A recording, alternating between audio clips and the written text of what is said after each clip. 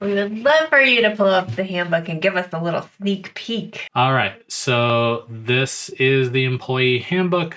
You'll see all this legalese. Again, very similar to the client handbook. I don't know what you're doing with these things, so please get them reviewed by someone with HR competency after doing it. And as I said, we go to Fed and state law, but we do not go down to city or county law. So it's really important that you review these. And then the other thing is, like, laws change frequently. We do provide free updates, but we are not going to say, email you and say, oh, hey, Sally, you're in North Carolina. On this day, these laws change. You need to take care of that. Like, that's not a service that we provide. So it's really important that you understand when new laws are coming into effect and taking care of those. Most laws have grace periods, but again, consult an attorney. Highly recommend you have an attorney. Legal Shield is a great place for that. So this is our table of contents.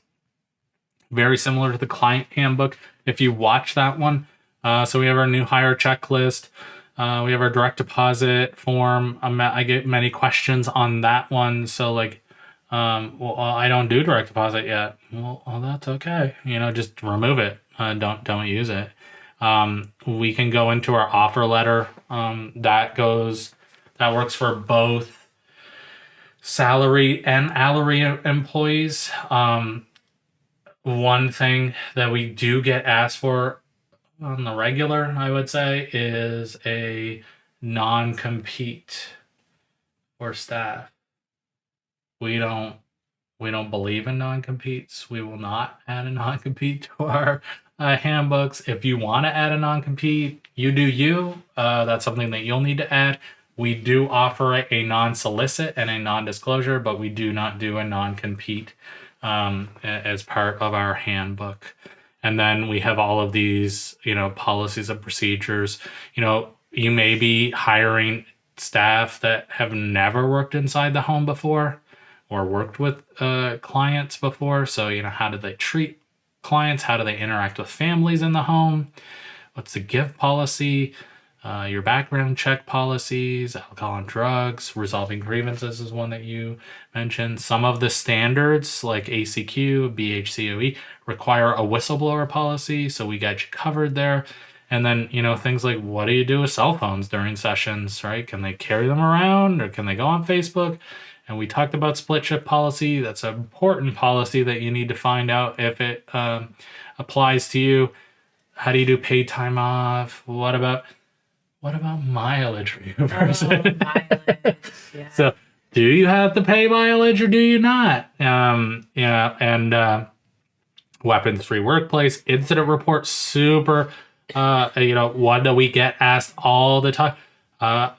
Staff quit. They still have their iPad or their tablet. What do I do? Right? Like, we talked about predictive scheduling, mandate a reporter, FMLA, FLSA, and then we had our non-solicit agreement, driving record, and then we have some of these other things. And then good things that you should have is an exit interview.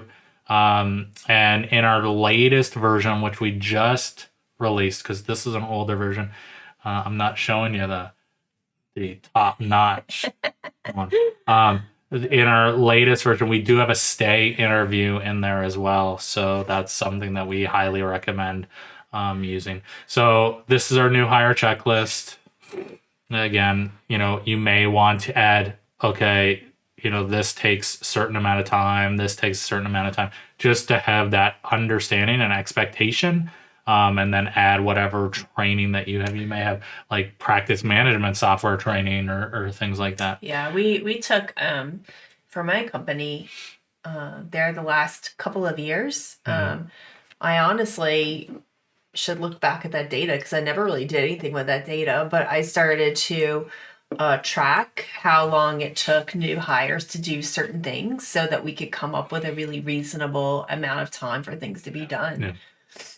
It's really important, and you want to make your this again a different topic for a different day. Yeah. But you want to make your onboarding process pretty strenuous to the point where it may weed out some of those people that like you don't want quitting after 3 weeks of working with a client, right? So like if you can kind of, I mean, maybe this is a mean way of saying, but if you can get rid of those those potential hires or those new staff before they start seeing clients, you've done yourself a service, really. I mean, it may cost some money, obviously, but again, it's better to lose them during the onboarding process. So this is the direct deposit form. Like I said, you don't do direct deposit yet. That stuff, that's fine. Just remove it. This is our offer letter, and this is, I think, as far as I'm going to go. So there's lots of yellow highlights in here, as you can see, obviously, because you're going to have to change a whole lot. So who is this going to? What position are they getting? And then, do they have to do a background check? How often are you paying them? What are they? Are they hourly or salary? This is something that I think I'm going to be complaining and talking about this thing for the rest of my life. But you do have to pay for drive time. You have to pay for drive time to and from clients. So, but you can have a different hourly rate for drive time. You can have a different hourly rate for training time. But it has to be explicitly stated in the offer letter. So it's really important that you're following all of those laws. Are they exempt or non-exempt? So do they qualify for overtime or not? Benefits that you offer. And then, like I said, we don't have a non-compete, but we do have a non-disclosure and a non-solicit agreement in this handbook. So you can use those. And that's really all you need to cover yourself anyway. You're basically asking them, if you leave, don't call up all the clients and say, these guys suck, I'm awesome, come with me. Or that they won't disclose any special things that you do, that are very confidential within your company if you're doing specialized training or something like that. So that's something that that should cover you. You don't need a non-compete, and you really shouldn't be using a non-compete. Many non-competes, and we have a podcast on this one. Many non-competes are very broad, and they wouldn't pass. Like they wouldn't stand up in court anyway. So really, it's don't do it, in my opinion. But yeah, so this is the offer letter. Again, you're gonna need to modify these. And I'm going to show you how to modify all these placeholders. So just like the client handbook, if you come up here where this green arrow is and you double click here, it'll have this disclaimer. And basically it is, some of these have limits on them. Like your company address can only be a certain amount of characters because otherwise the spacing gets messed up. So you're just saying, yes, I understand that.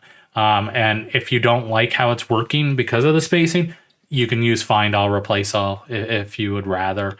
But now it's going to go in, what do you call a behavior tech? Most people call them behavior techs, but you never know. Maybe you only hire registered behavior technicians. I don't know. So you can enter it here and then it will change it right here. So where it says behavior tech right here. So I click OK. You can see now this has changed all of those placeholders throughout the limit or throughout the document. And then, like I said, the company address is limited in characters. So if your address is larger than that, you may need to skip this one. You can just cancel it and then put it in on your own to fix that spacing issue. Does that make sense? And that's it. That is how this amazing handbook works. Very comprehensive, comes in Word and Excel. And you get free updates.